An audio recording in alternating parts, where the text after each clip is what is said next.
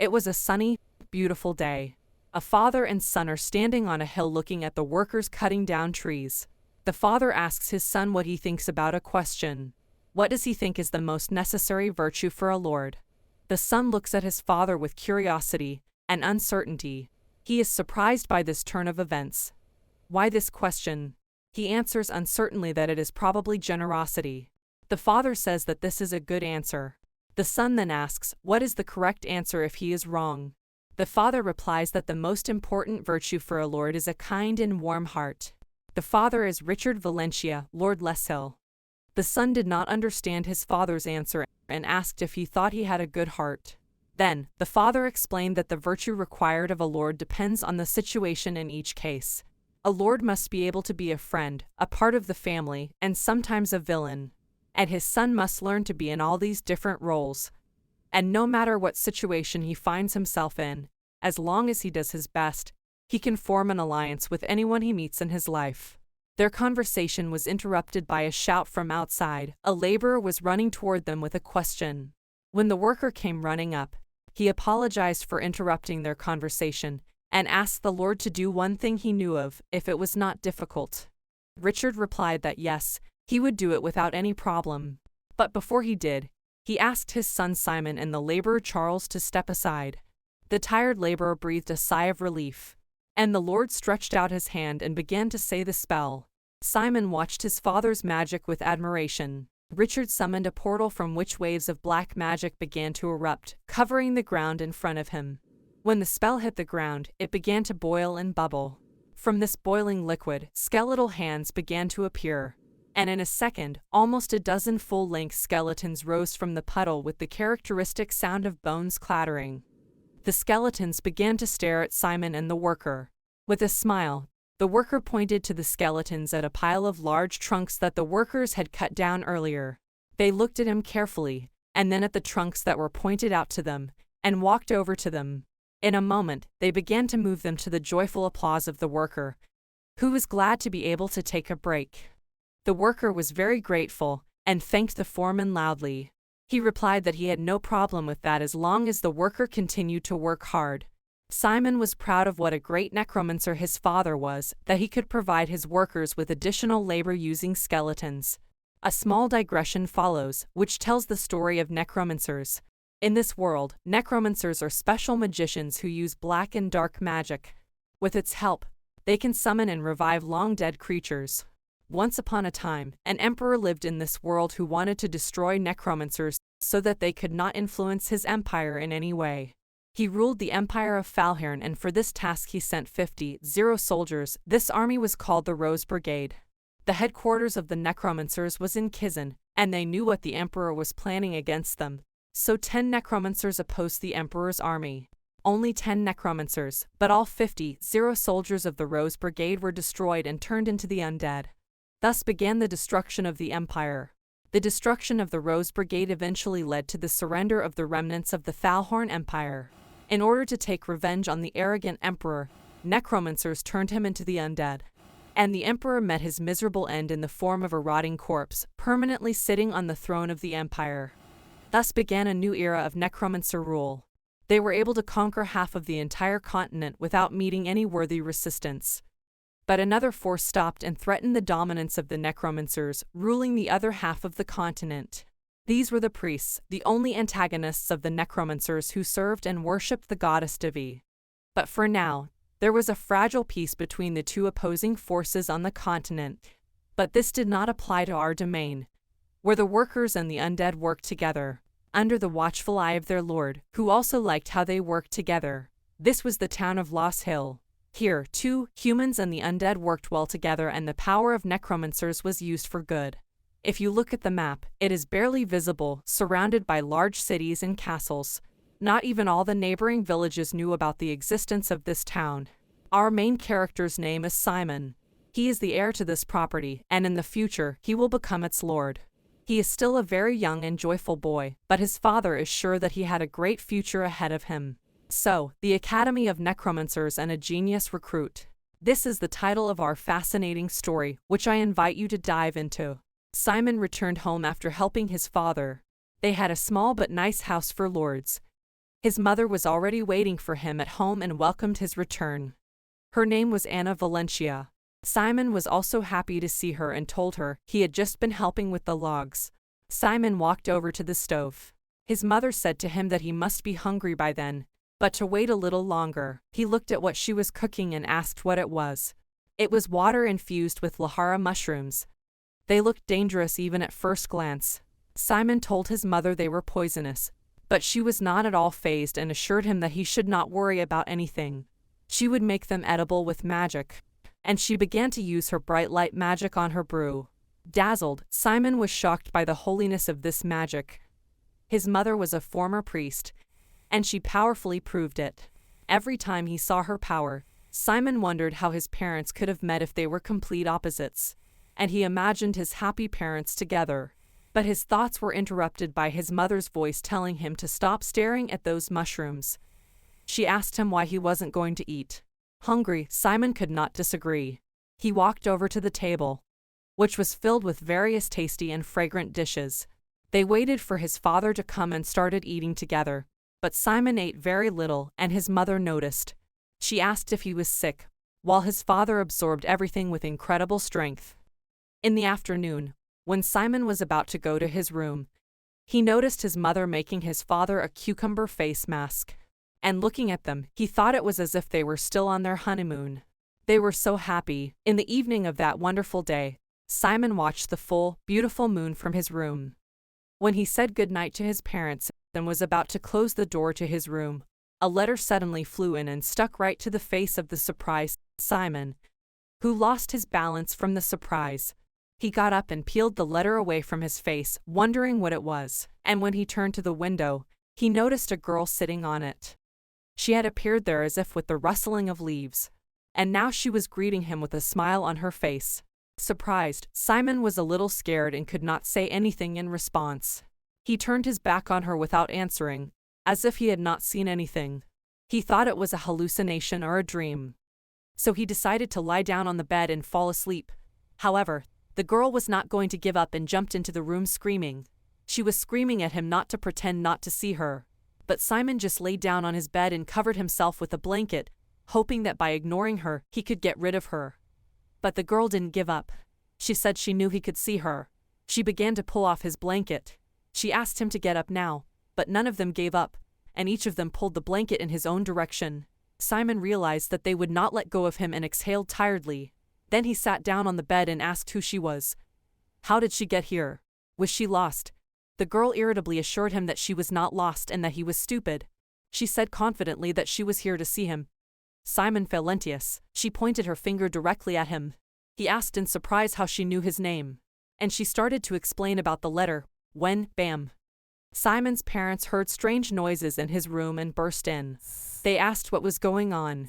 Wasn't it a burglar who broke into their house? Both of them in their pajamas, armed with a frying pan and a rolling pin. They looked rather funny or scary, but the girl who was already sitting on Simon's bed greeted them happily, calling them by name.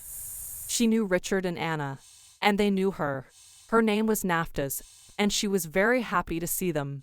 Amazed, Simon watched as his parents greeted this strange visitor with happiness. They noted that she had not changed at all and how much they missed her and she missed them. His parents told Simon to introduce himself with all due courtesy. This is the legendary Nephthys Arkbold. And she began to look proudly at Simon. And then he began to remember everything he had been told. He looked at her with disbelief. Was it really Nephthys Arkbold? No way. Are you sure it was Nephthys Arkbold? She was the one who had made the emperor of the Thalhorn Empire her dead puppet. Could she be the same witch of death who had lived for over 300 years? And she told him that, yes, she was the very same Nephthys Arkbold of Kaizen. Excited, Simon began to understand the letter that had come to him. Could it be the same one? And he began to open the letter. Nephthys asked for permission to make him a formal proposal. With a trembling hand, he began to take the letter out of the envelope. Opening it, he began to read. It was indeed an invitation. The letter informed him that he had been accepted to study at the Necromancer Academy in Kaizen because of his great potential. After he read the letter, Nephthys extended her hand to him and invited him to come to Kaizen. As she said goodbye, she told him that they would see each other in Kaizen. and she was looking forward to seeing him there. And she disappeared into the moonlight. Simon was left to contemplate the breeze that picked up the leaves and the moonlight that filled everything around him. His father interrupted Simon's thoughts by asking to see the letter. He wanted to examine everything in detail because he was worried about his son, although he always knew that this day would come sooner or later. Simon couldn't help but agree, so he quickly gave the letter to his father. Richard began to read the letter aloud, but Simon interrupted him with a question. He asked his father what the letter meant when it referred to Kaizen. His father began to explain to him that it was the center of the Dark Alliance and the headquarters of the Necromancers. This place also serves as a school for the education of young necromancers. The chancellor of this school in Kaizen is Nephthys, whom he had just seen.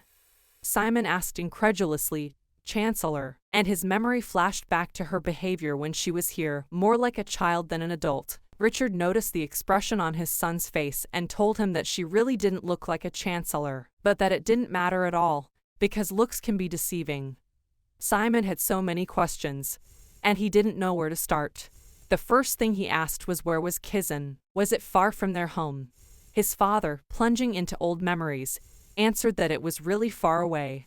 Kaizen is located on an island called Roke, and you can get there only by ship, which sails from Landrestein, the capital of the Kingdom of Dresden. Then, on that ship, you have to sail for quite a long time to reach the right island. However, his father assured him that he shouldn't worry. There were many interesting and fun things to do in Landrestein, and the island of Roke itself was an incredibly beautiful place. And Kaizen is also known for its stylized uniforms worn by its residents. Surprised, Simon repeated, "Uniforms." Simon asked what was going to happen and how. His mother replied that this would keep him busy until the initiation ceremony began. His father assured him that there was still much to prepare and due to become a necromancer. He should study hard at school to gain the necessary skills. However, first they were going to open his core. The mother asked the father if he wanted to teach his son a little bit of black magic. The father was all for it and said he would be happy to teach him.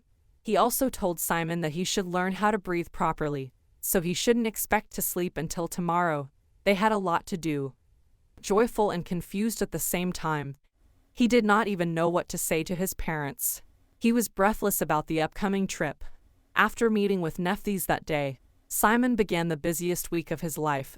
There were so many things to prepare for Kaizen. His mom and dad had nothing but good things to say about the school, and convinced him that he would have fun there and would love it. But the sudden news of their son's departure worried them both. His father continued to teach him. He told him that some spells might hurt, but he had to be patient. And Simon endured all the pain and tried his best. For 3 days this week, he didn't sleep at all as he formed the core with his father's magic. After the grueling hours of core formation, he needed to spend the rest of the day learning breathing techniques and taking a crash course in black magic from his father. A week later, the boy, who had never left his native Leshill and had spent his entire life here, set off on a journey. He was accompanied by all the servants and his mother. His father went with him. His mother had tears in her eyes and asked them to be careful. The servants were also very concerned about their masters and wished them a safe journey. That was the beginning of their departure to Kaizen. They had already traveled some distance, and the father continued his black magic lessons. He advised Simon to draw the magical power into his body, which surrounds him everywhere in the air around him, and slowly start to control the mana inside. After that, Simon had to move it through his core. It was as simple as that. His father wondered if he could feel the mana getting harder inside him. Simon did not answer. He was completely focused on the process. The blue energy began to surround him from all sides, and it seemed that he was drawing energy from the environment into his core. His father advised him to direct the mana to flow through his hands. He did exactly what his father told him, and he succeeded. Now, he had to let the mana flow through his fingers, and streams of blue drops flowed down his fingers. Large blue drops seeped out at the tips of his fingers. His father praised him. He was a good boy and a quick learner. Now, he knew the source of a necromancer's power. Darkness. Simon looked closely at the dark blue drop on his finger. His father went on to explain to him that the biggest difference between an ordinary magician and a necromancer is in the darkness. Mana has the property of being a gas, which makes it low density and prone to dispersion in the air. On the other hand, darkness is closer to solids or liquids. Therefore, it is easy to bind and change its shape. And he showed him on his hand, so if he uses the properties of darkness, he can shape it into a shape like this. And he showed him a miniature doll on his hand that looked like his mother with a frying pan and a spatula in her hands. Simon was fascinated by this skill, but his father continued to tell him that those who practice and improve their skills in controlling the power based on darkness are called necromancers. And he clenched his fist and smashed the icon he had created before. But since they didn't have a lot of time now, he suggested that Simon focus on the basics of mining the darkness into his core. Simon agreed with his father, and he began to gather the darkness on his hands. At first, it was just a few drops. But then, thanks to his diligence, he managed to form a whole puddle of darkness. Then he began to form something that looked like a hair from a distance, but his creation was shaking and too liquid. And as expected, in a moment, his hair spread all over his hands, not holding its shape. His father watched his attempts with a smile. He thought to himself that he could not believe it. He was very impressed and surprised. It usually takes about 6 months to 2 years to learn how to form objects using darkness. But Simon moved in leaps and bounds and achieved it in just 3 days.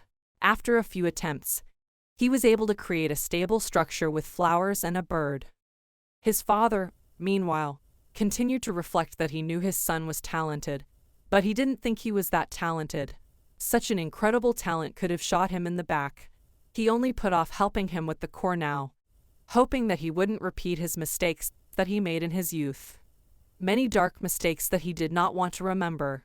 But on reflection, he realized that it was time to let his talent explode.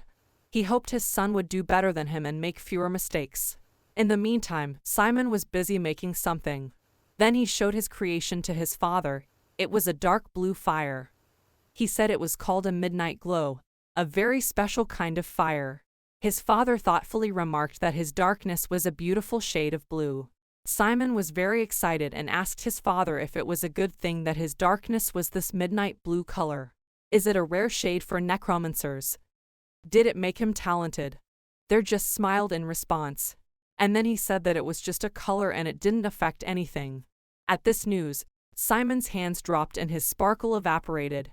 Their carriage stopped with a squeak of wheels, and the driver of their carriage said that they had arrived. His father told him that not at all. This was just the border of the kingdom of Dresden. Here he had to leave it. Simon was saddened by this news, but just in case he asked what he meant. His father replied that he was sorry that he could not tell him the reason, but because of ancient events, he could not enter the territory of the kingdom of Dresden. It was a long time ago, and it is a long story. The father began to instruct Simon that he should decide for himself and think before every action. Simon needed clarification. Richard assured him that he shouldn't worry.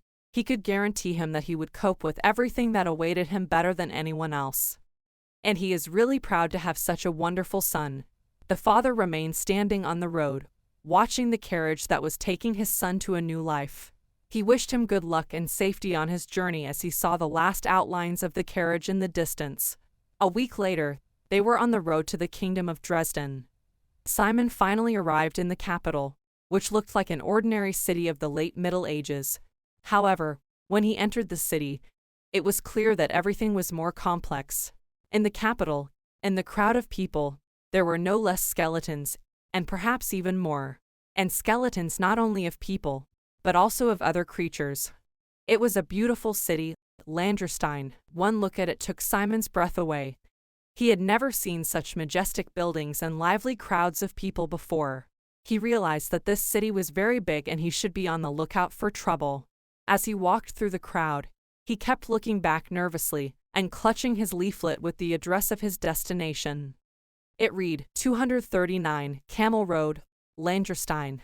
The conductor would be waiting for him. But this told him nothing at all. He didn't even know what street he was on. He decided to ask some of the people in the crowd. Simon noticed a beautiful girl in the crowd and approached her. He asked if he could ask her to help him. But when she turned to face him, It turned out that one of her eyeballs was hanging on a muscle and dangling at the level of her chin. She politely asked how she could help. Simon was in a very uncomfortable position. He could barely stop himself from running away or pulling away from her because that would be rude. Restraining himself and stammering, he managed to ask how he could get to the address written on the note. He handed her the note with trembling hands. She leaned over and looked at the note with her abnormal eyes. She made Simon hold back even more, and he was ready to run away. But she quickly replied that she knew where Camel Road was, and she pointed to a square up the street. He was to walk across the square, turn right, and there he would see a street covered with gilded tiles. This would be Camel Road, one of Langerston's famous landmarks. Simon was happy to hear that it was not far away. He politely thanked this strange young girl. She appreciated his behavior and called him a polite boy. She wished him safety and good luck with his business in Langerstein. Simon wished her the same and hurried to the square through the crowd. Simon did not notice it, but as soon as he got away from the lady, a man who was secretive and unnoticeable in the crowd approached her. He started asking her questions too. With all his charisma, he asked her for a favor, but Simon did not notice this and carefully reread his note again as he walked to the square. Meanwhile, the person who was supposed to meet Simon could not wait for him and asked herself why he was taking so long. She wondered if he might have gotten lost himself.